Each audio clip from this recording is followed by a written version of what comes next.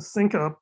One thing that occurred to me was that we had been, delving a lot into the mechanics of defining a bunch of terms and working with ValPlan and things like that.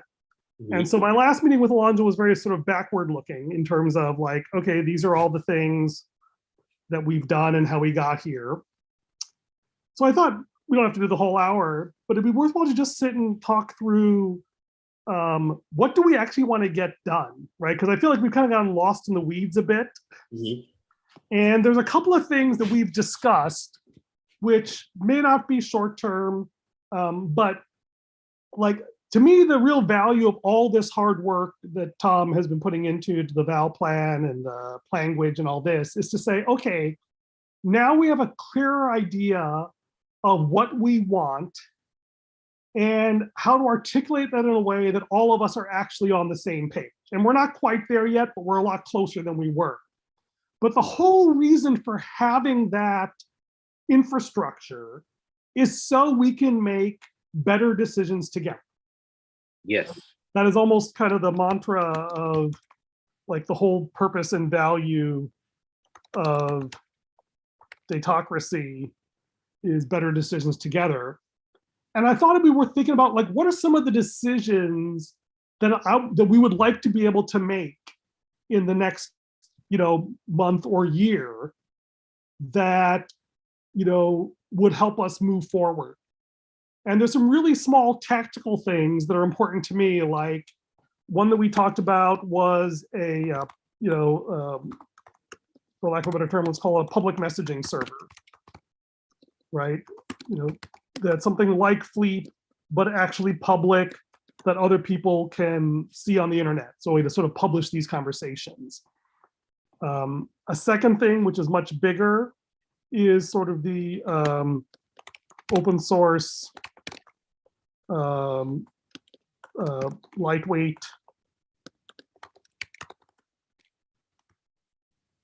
ValPlan, right? Is that if we could actually have something where we could publish direct to the internet, that was an open format or whatever. And so there's a couple of small things that they may or may not be that important, but those are the kinds of things that I would like to get to a point of being able to make a decision. Even if it's just the decision is no, we're not going to do it. But at least we've thought through what we're trying to accomplish and we want. So those are a couple of the things that I want us to be able to get to making decisions around. And I thought this would be a good time just to hear about some of the things that have been on your heart as like things that, whether or not we do them in the short term, we want to get to a place where we can make those kinds of decisions. Does that make sense? Yes. And I have been working on things that I want to publish to the collective, which is what I'm calling this group of thinkers. Which I like better than the committee, which is what Tom's been calling us. Yeah, like, the collective sounds more, I don't know, sounds more. So I mentioned that well, there are two main things I have. And I'll tag from the last time's recording with Alonso that you mentioned that you were focused on the details while Tom was focused on the high level, let's make politics relevant type thing. I think I'm in the middle, kind of, because I have an idea of a community, HumaneKind, a community that is different from what we've done before, but incorporates all the lessons that we have that are there. Including cooperation, the bad parts of capitalism, which to me are mostly all of them, but you still like living in a house and getting toilet paper delivered to you, right? Yes, but we can do that as a community. Well, again, it's great. My point. Let me just say this: like, there's lots of things wrong with capitalism, but I don't want to obliterate it and go back to just living with sticks and stones and fighting each other from town to town. I think we all agree with that. So, and right now, unfortunately, our civilization is dependent on the infrastructure of civilization is almost entirely reliant on capitalism. And that is unfortunate, but it's true. And so we would like to not lose civilization, but eventually replace capitalism, or at least make it a small minor part, like a hobby, not like the dominating organizing force of our lives. That is okay. That is correct. And but I think of not just Earth. I think of on spaceships and things like that, small habitats in other planets and moons. To me, those communities do not need capitalism. Those communities will have what? They will be busy just managing their resources, whatever they are. Let me just ask you so I understand that. So like thinking about, when I read science fiction, if you have a small colony or like a family spaceship, you have a closed economy, right? And it's, a lot of cases, it's under the Dunbar number of 150 people. And so, large autonomous scattered tribes, you don't really need a lot of, under 150 people, you don't really need any formal system. You just sort of have informal norms and rules, and that's adequate. That's how Gore-Tex organizes. In your futuristic, dispersed, the humanity diaspora, you imagine, is your point that these communities don't really need to interact with each other, and therefore you don't really need the sort of overarching capitalistic market to interact, or that all these communities are so small or so wise that they don't need some sort of system or structure to organize them? Kind of in the middle, like, they might have their own views on all kinds of things, cultural things, right? Patriarchy versus matriarchy, theocracy versus democracy. Yeah, all religion versus science, all those things. They can organize themselves as we are. Autonomous communities, yeah. We are scientific, and we don't want to waste our time with people thinking about religion. If you have this sense of God that cannot be falsified, you're out of here. There can be others, we are religious and we believe in God and all that. So we can see that sometimes these communities, either by design or because of somebody's ideas of power, they can use those things against people. Abortion, that is not, we can see that Mexico and other. So it is easy to imagine communities enforcing a standard of virtue that they think is honorable that we find despicable. Right, yeah. In fact, we do it all the time right now. But anyways, go on. So the question is that, but each community can make its own decision, right? Exactly. Right. Now, if you're in an asteroid or a moon and you have a bunch of those things, and there's some sort of object coming towards you, well, first of all, you have to have an infrastructure that lets you know that that's happening. So it's like a public NASA in that planet that the members of each community might participate in. So the communities are separate, but in things that have to do with the whole planet or moon, they can get together to do things. This is interesting. Okay, keep going, because Neal Stephenson talks about this point in one of his novels, and we'll get back to that. Yeah, so be as separate as you want, but when it comes to like the common good, the common safety, get together and do things together. Okay, are you done? Or you still no?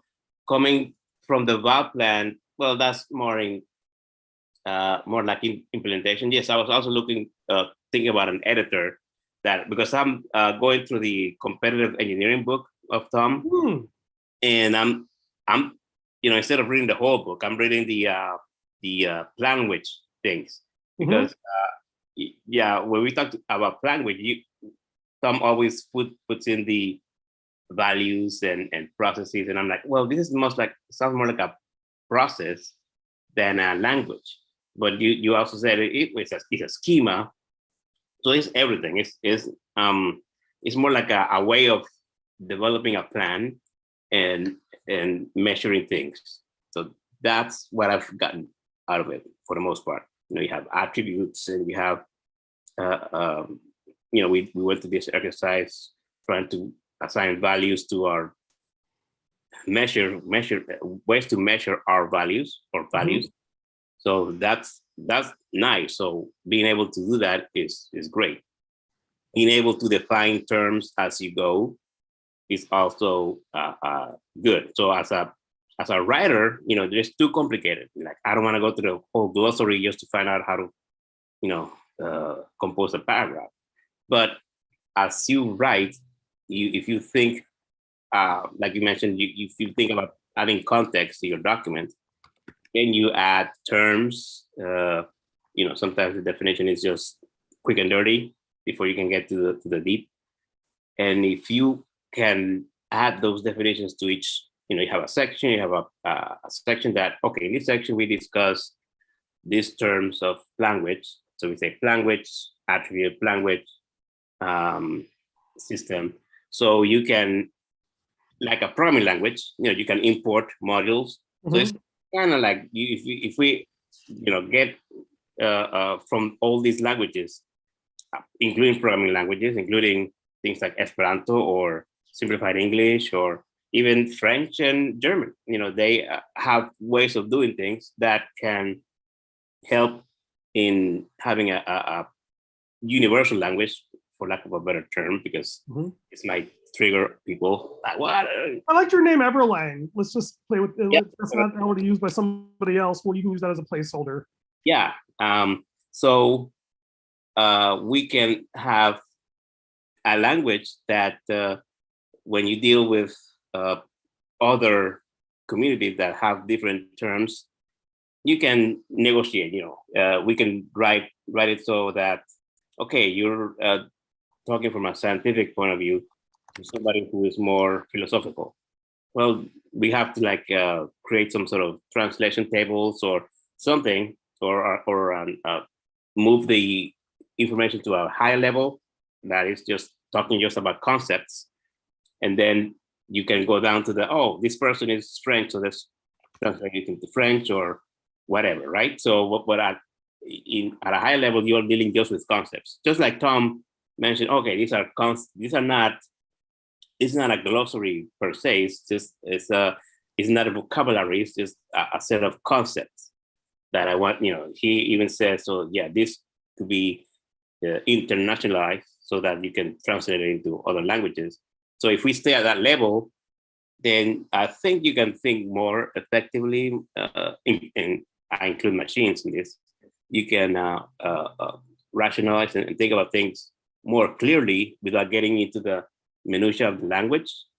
But then only when you need to communicate with somebody, then you can do that. Or you need to save your knowledge, because we want the archival methodology, in my opinion, should be, hey, a human should be able to read this archive and not have some sort of tool to, translate.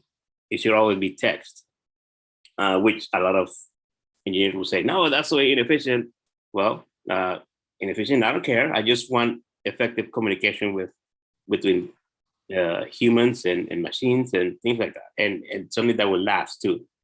So yeah, EverLang is something that I'm working on too, in addition to the all-encompassing HumaneKind, that I have this document that you said that I should start writing for us. And I have a bunch of types of content. There's content dealing with the environment, communications, the economy, and things like that.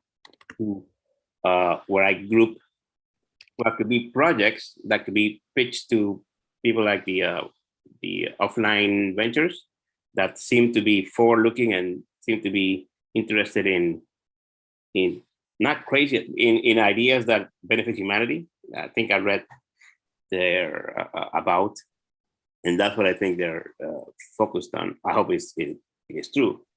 So, if you pitch them things like what you mentioned, the public server where you can share thoughts, that is not is not beholden to ad companies. I think, what is it, Signal or Discord, they're adding ads to their system, and it's some people are finding that well, first they have to update their systems. And then it's like, oh, ads again? So no matter where you go, eventually there's going to be ads. So that's something that I think we should avoid. Like, no, I'm in the system and it's owned by the community. We don't want to see any ads because, that's the vein of existence. I read the news in my phone and it's totally slow because the ads that are loading, the ads that will load, because when I go scroll to that place, that's when the ad comes. That's when the system says, "Oh yeah, Ernest is right here. He's bought this thing, whatever," and then they pull the ad, and it just makes it a horrible experience when it comes to reading stuff.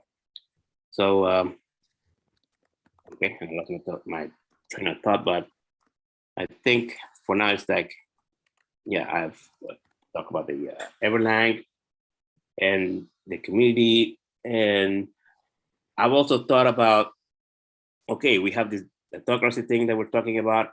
Can I create something based on those ideas, even though they're not fleshed out yet? So it's kind of like working in parallel, sort of, right? You can get, okay, I have this Datocracy thing that we're working on, and I want to create something that is based on that, but we still don't have a storage mechanism or a way to document everything that we do, all the decisions. So I want to try to get going in something real, but with the ideas that we're trying to flesh out right now.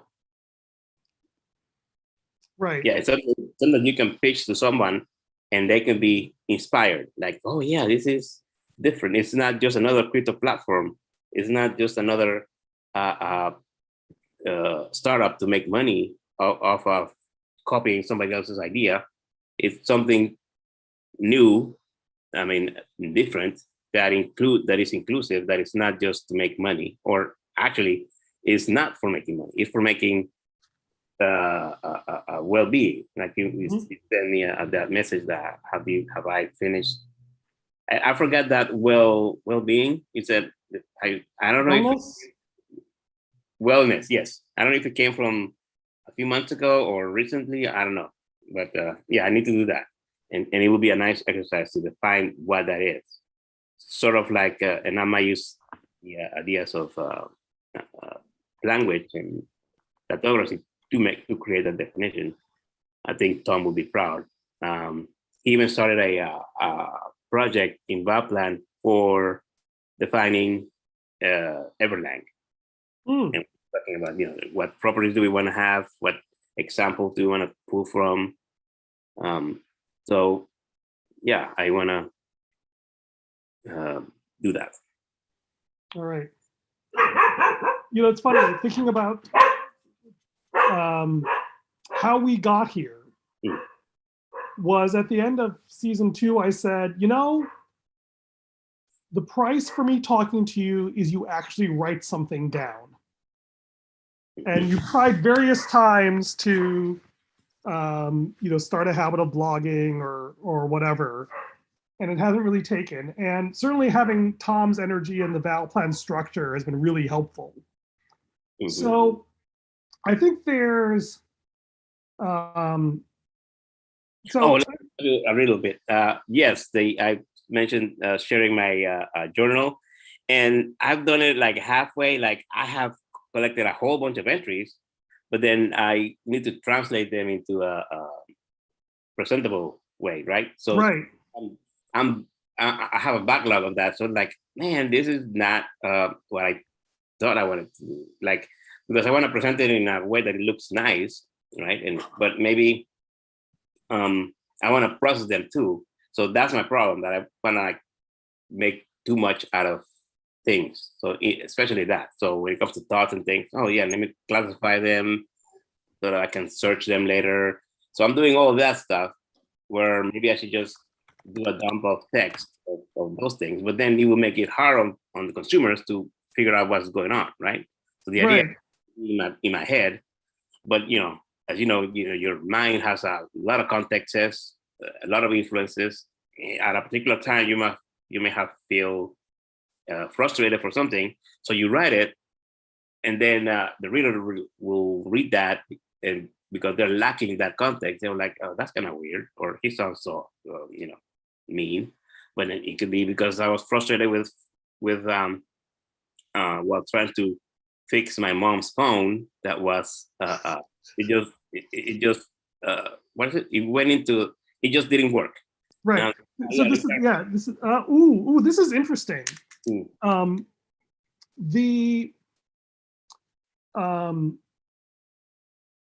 The funny thing is, you were talking about how you have all this stuff written down, but just not ready to publish it. So I went through that this week, and I was taking notes on this idea I had, and waking up at 5 in the morning and saying, "Oh, this would be so cool." And I had this thing, and it's like, okay, I having written 3 pages, the idea I had at the end doesn't exactly fit the idea I had at the beginning. It's like, okay, there's an idea here, but it's kind of a mess, right? But it's a good idea. There's something here. And so what I did is that the hack I used is I labeled it a rough draft. Okay. And I put a little disclaimer there, this is just my initial musings.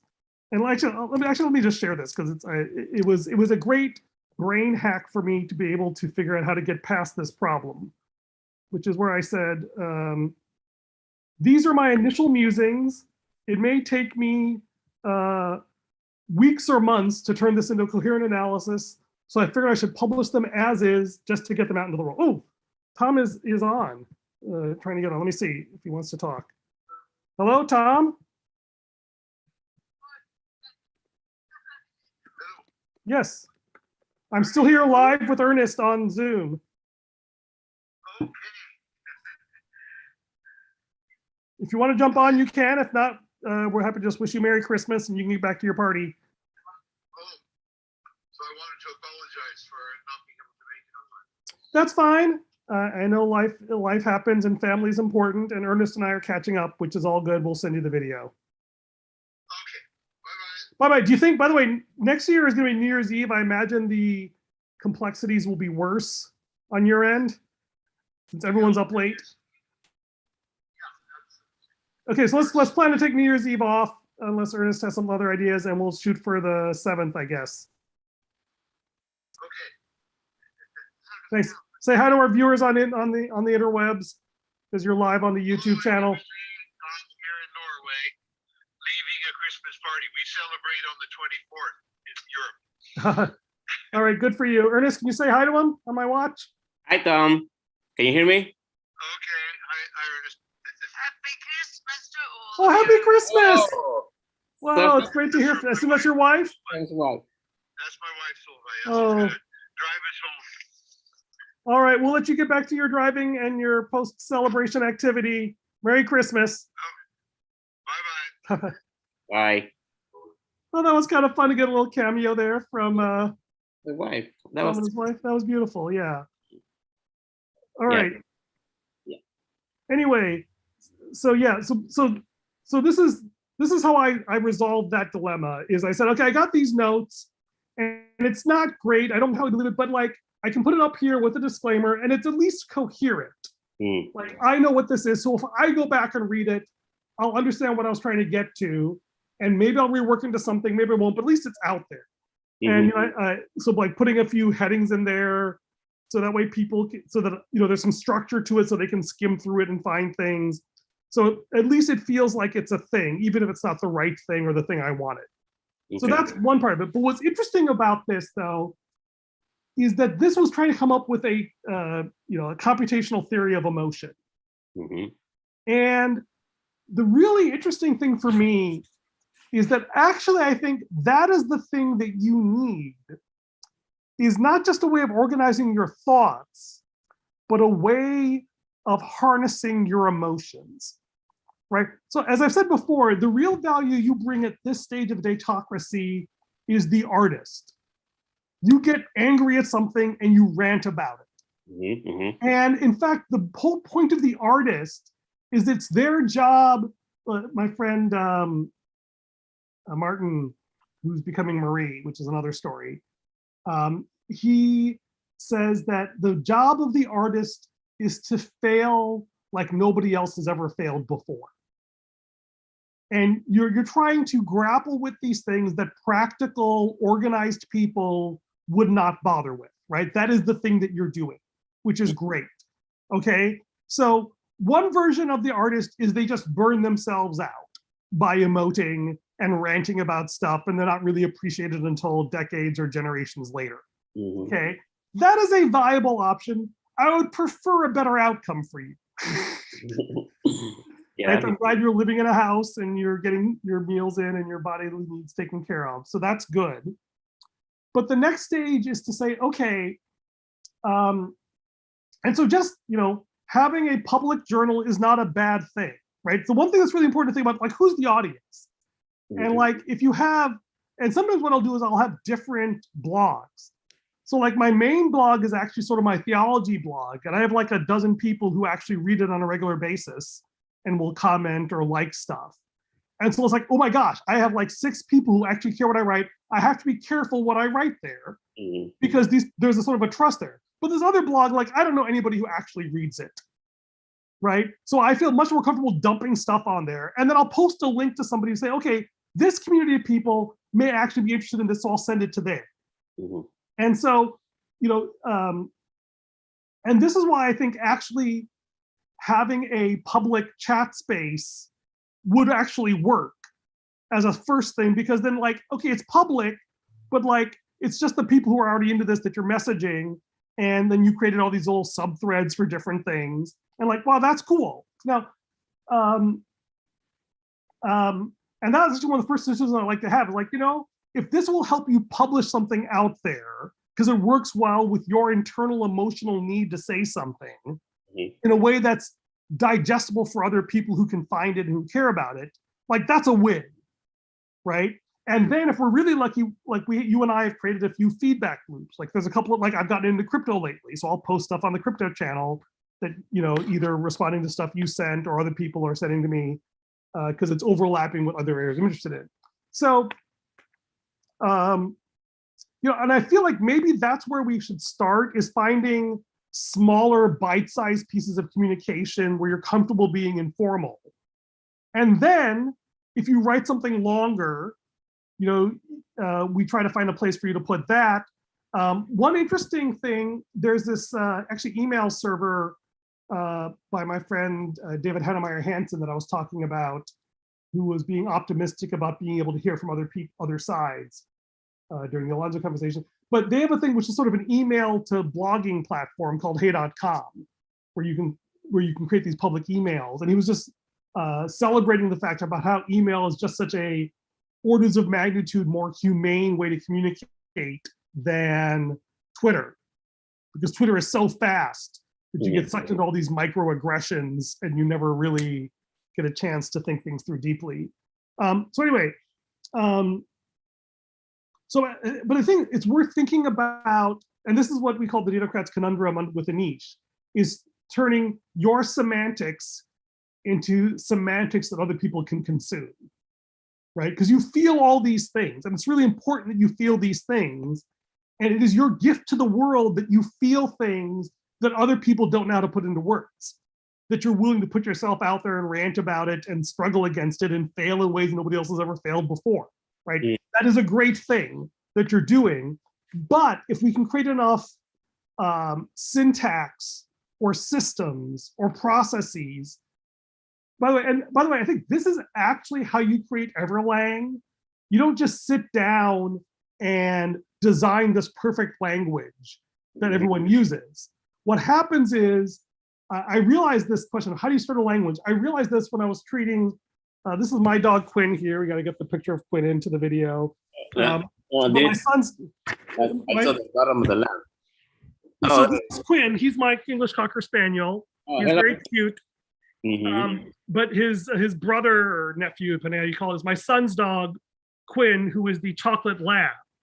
And Quinn is very food motivated, so he's actually very straightforward to train. But Frolic is not. But what Frolic is motivated by is Quinn. because Quinn is his role model, his big brother, his hero, and he will do anything to hang out with Quinn and do stuff, including like taunt Quinn into attacking him or giving Quinn his food, whatever he has to do to get attention. He's like a little sister in that way, I suppose. But anyway, so the way I was teaching Frolic how to fetch is I would throw a stick, and Frolic would chase the stick, and then he would like run away with it. He doesn't have any concept of bringing back. So what I would do is I would call Quinn, and Quinn would come to me thinking he was going to get food, and then Frolic would come to me so he could be with Quinn. And then I would say the word fetch and like get them all excited about it. And it's like, oh, that's how you create a language. Is you create an experience around something that people are already emotionally invested in, and then you put a word on it. And that is how you teach a dog a trick. You find something he wants, whether it's food or attention or company, and you associate that emotion with a significant event, and then you put a label on it so that you can find it again.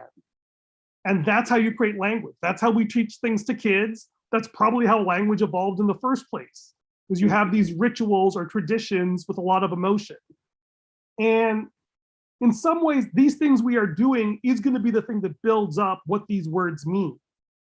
And that's why having multiple modalities, we have the podcast, we have the video, we have ValPlan, we have a chat thing, like all these things together become, because when you're building a language, you're really building a culture that says these things are important. And these are the labels we use for them. Yeah, and so this would be a universal culture, which is very difficult. I know.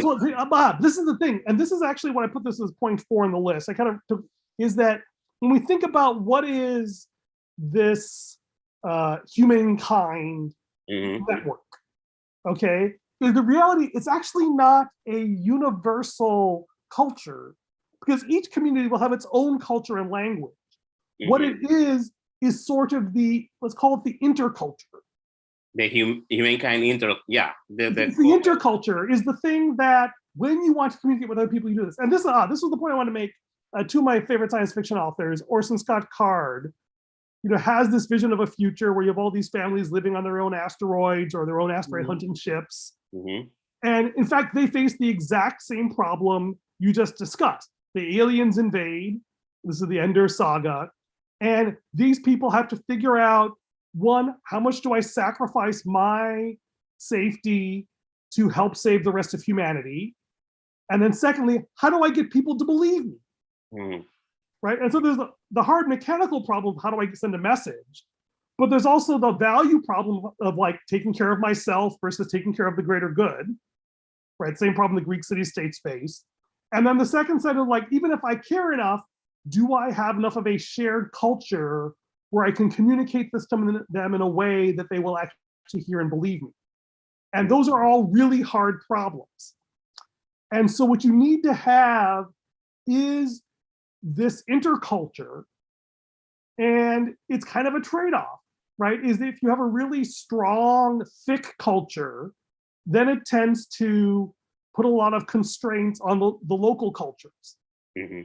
But if you have a very thin culture, then if it's something that is hard to believe, there isn't a lot of shared trust and shared culture and shared identity that people take you seriously or that you're willing to sacrifice for.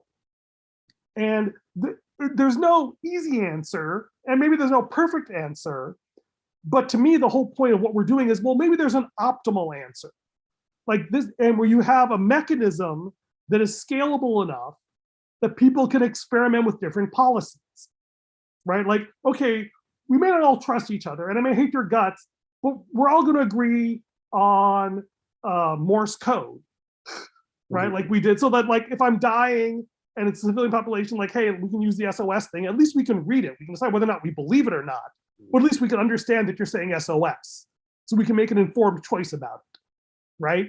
And that's the kind of the idea of like, okay, what is the civilizational, the interstellar equivalent of Morse code, right? We want to build something where people can, where it's not just the mechanism of dots and dashes spelling out letters, but there's also some semantics. That SOS means you're in danger, right? And so the hard part for me is actually figuring out what are the things that, you know, and I think you can imagine sort of the culture where there's the radio operator or the interculture liaison, right? Is that you have a person in a society whose job it is to hang out on the interculture net and build relationships, understand people who trust a lot. And this person is always going to be a little bit of an insider outsider. So it's a high status, it's a high status outsider, if you will, right? Or a conflicted insider. Yeah. Right? Because you have these people, you need to have these people who have a foot in both worlds, who can translate. In fact, there's another science fiction story I'm writing where that's probably the punchline that I've been trying to figure out how to end it. Is these aliens come in and humanity's trying to figure out how to establish connection with this alien world. And I realized, oh, this is the solution. You have to have this insider outsider who lives on this boundary between. So he's part of that culture, he understands the language, and he has to communicate with his peers in a way that they communicate to their local cultures and get them rallied around this asteroid that's coming to extinguish, you know, the solar system, right? Or this alien invasion. And it's like, it's not a great way to do things, but it's probably the best way, is you have to have these interfaces between the local culture and the interculture.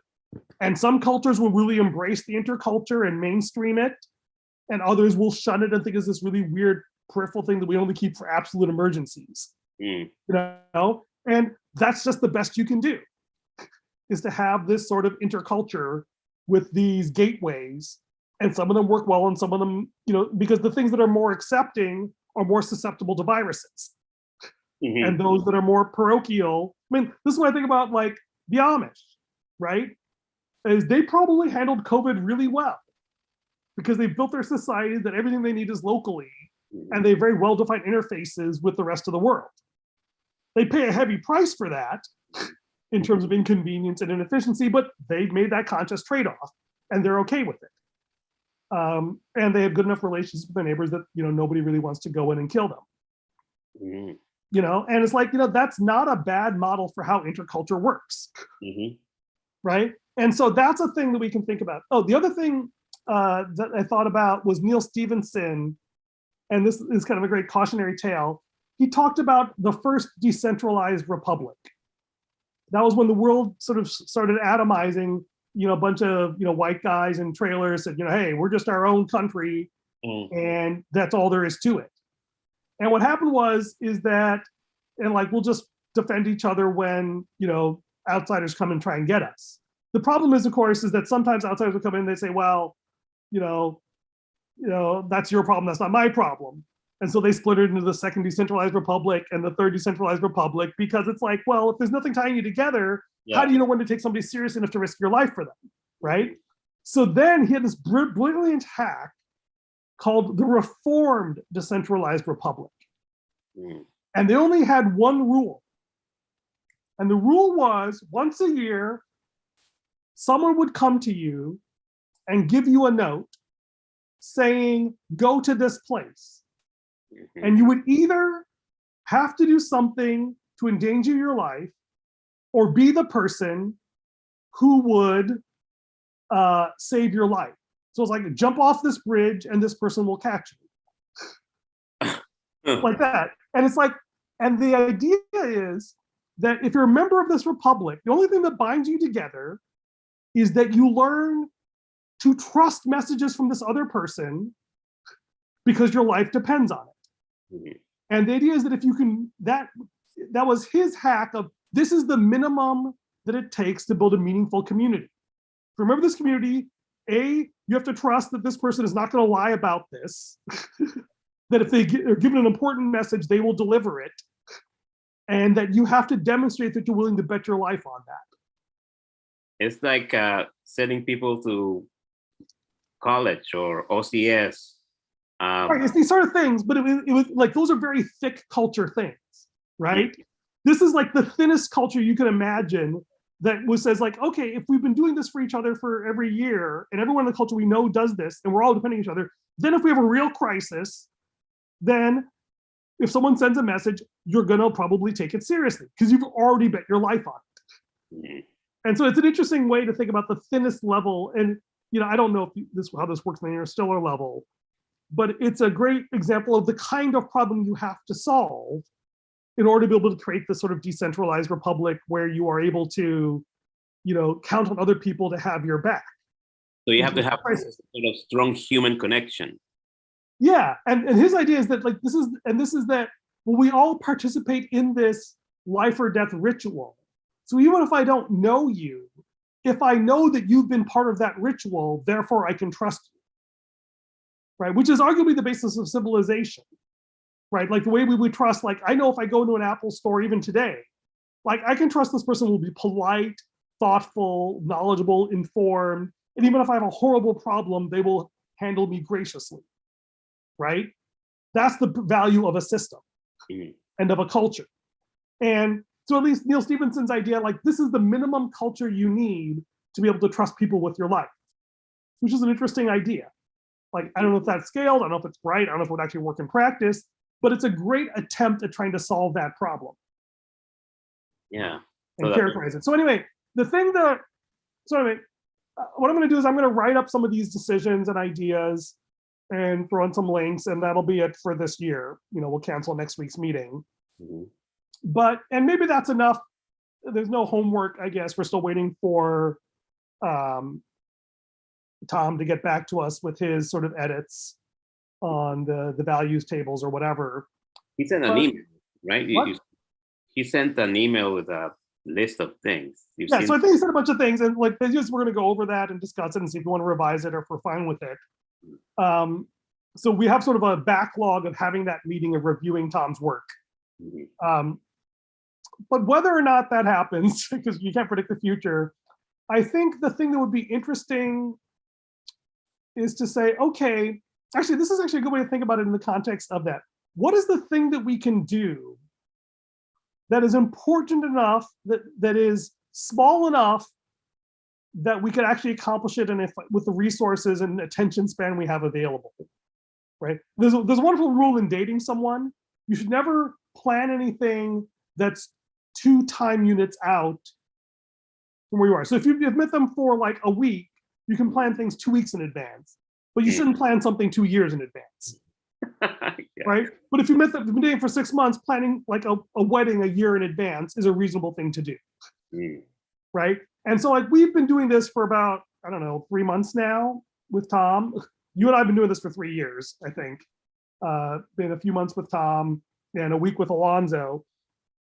But like, it'd be nice to see, okay, is there something we could do in like a 1 month or a few months that would be a substantial thing that is asking something of us, that we say, yeah, this is actually worth investing this chunk of time in, and maybe we do something smaller first and then something mid-range.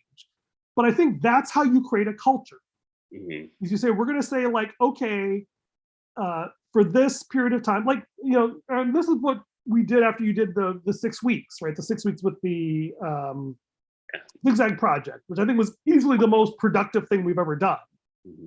And then the extraordinary thing is I thought this was gonna be like a series of 1 week conversations with people, but everyone we've talked to who's come to this conversation said, oh wow, this is amazing. I want to talk more about it, which is amazing, right? We've gotten some level of traction and connection with Anish and Tom and now Alonzo. And I think, that's cool, right? This is how you build a language and a culture, is by having this, and we have this ritual of a weekly call on Zoom, which is also a little thicker than just the podcast between you and me, because we can work on tangible documents, these things like that. And so maybe this is the homework I'll give you, is I'll write down like the 6 ideas that came up with that would be cool to make if we could make a decision around this as the collective. And then think about like, if you're gonna rank order them, which was the one that, like, if we said we're gonna pick a meeting and we're gonna spend the whole meeting discussing one of these things as something we would actually do about it, which is the thing that you feel like, yeah, we could make a decision about this and create something meaningful in a couple of months. Okay. Like, we may not solve the problem, but we could come up with the design, right? Or a pitch. or a list of prospects or whatever. So maybe that's it, is just to think about of all the stuff that I write down and send out in this note. And Alonzo and Tom, if you see this and you want to add to that list or do it, is to think about what is a thing worth pitching. So everybody can add items to this list. Yeah, they can add to the list as well, or email me or put it on the thread or whatever. And I'll say that to them as well, because I think it's worth going over the Datocracy stuff. But in some ways, to me, that's just sort of mechanics. That's looking backward and like, what have we said before? It's like, okay, because I almost feel like if we knew the decision we had to make, that would stress test our values and our IET.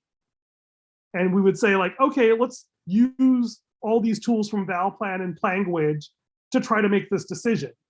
And then we'll find out either it works really well or it works really badly, but we'll learn something. And more importantly, we could say, well, even if the table isn't filled out, do we feel like we can make this decision with what we have, or do we need something more?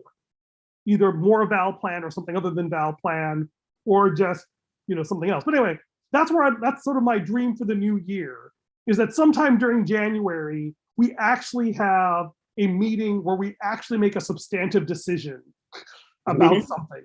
So that's what I'm looking for. That's my New Year's wish. Okay. And I guess that gives us a little bit of homework to chew on for the next couple of weeks. Sound like a plan? Sounds great. Any closing thoughts before we call 2021?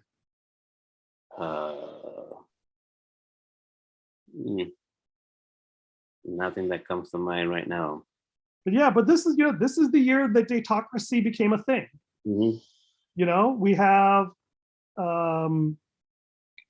and even though like the ideas of what we're gonna do are still all over the place, now we have a collective that we can talk about these things with. We have a label, Datocracy, which is getting some traction. And I think all these things fit under the Datocracy label pretty well. And like having a name and a team and a weekly ritual, I mean, arguably that's all you need in order to change the world, other than like actually having a viable idea and execution. But the ideas are cheap, and execution is emerges if you have a team and a name and an idea that you believe in. So I guess I'll end this with congratulations, Ernest. A year ago, it was not at all clear that we would get here. Yeah. And even 6 months ago, it wasn't clear. But now it's like, okay, this is a thing. Like, this is a thing that, still takes a fair amount of energy to keep going, but it's not just spitting into the wind. Like, we're feeding energy into something that is gaining its own momentum. And it's not hard to imagine that a year from now, this will be a thing that is actually bigger than us. That, we can imagine a year from now, you and I could like disappear and there's enough momentum that somebody would still do something, which is really mind-boggling. That is the dream, as they say, right? Yeah. It may not be, sufficient, like where it'll keep going indefinitely, but at least we could drop out for a week and it could still happen. That's a good goal to get to in a year. And then 2 years from now, we could actually drop out entirely and things would be just fine. And then 3 years from now, we could die and the thing would actually survive without us at all. Yeah. Not that I have any desire to die in 3 years, but we see a clear path forward in a way that we never saw one before. So that's, I'll call that our Christmas miracle or our 2121 miracle. And maybe that's a good note to end on. Yeah, and I want to thank you for your guidance and support and companionship. So that's, without you, this wouldn't be possible. So, all right. Thank you, and God bless you, and have a Merry Christmas. Same to you.